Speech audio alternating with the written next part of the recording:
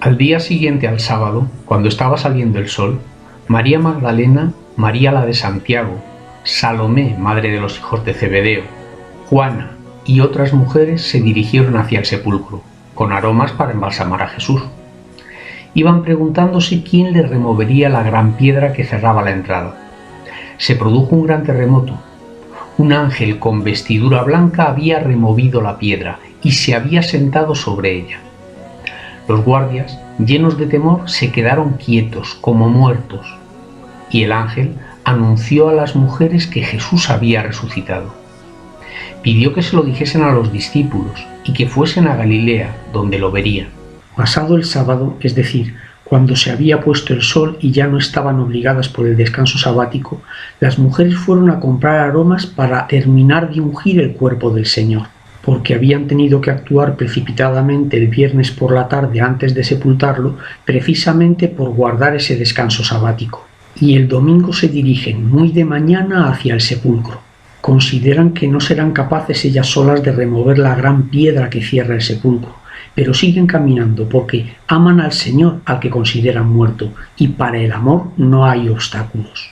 Y efectivamente es un ángel el que remueve la piedra y además les comunica que ha resucitado. También yo cuento con la ayuda de mi ángel custodio para remover tantos obstáculos frente a los que me siento débil. Regresando del sepulcro, anunciaron todo esto a los 11 y a todos los demás. Eran María Magdalena, Juana y María la de Santiago, y las otras que estaban con ellas, las que contaban estas cosas a los apóstoles. Pero estas palabras les parecieron como un delirio y no las creían. María Magdalena echó a correr y fue a Simón Pedro y al otro discípulo a quien Jesús amaba, y les dijo: «Se han llevado al Señor del sepulcro, y no sabemos dónde lo han puesto». Salieron Pedro y el otro discípulo y se dirigieron al sepulcro. María Magdalena, sin embargo, pensaba que habían robado el cuerpo del Señor. Llora fuera del sepulcro porque no ha encontrado el cuerpo de Jesús. Cuando se inclina hacia el sepulcro y ve 2 ángeles con vestiduras blancas, no se asusta ni tampoco se sorprende. Así que al preguntarle los ángeles el motivo de sus lágrimas, ella responde con sencillez: «Se han llevado el cuerpo de mi Señor y no sé dónde lo han puesto».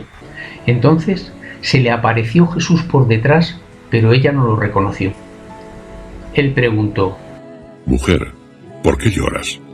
¿A quién buscas?». Y ella, pensando que era el hortelano, le respondió: «Señor, si te lo has llevado tú, dime dónde lo has puesto y yo lo recogeré». Al girarse ve a Jesús, pero los ojos bañados en lágrimas y la seguridad de que está muerto no le permiten reconocerlo.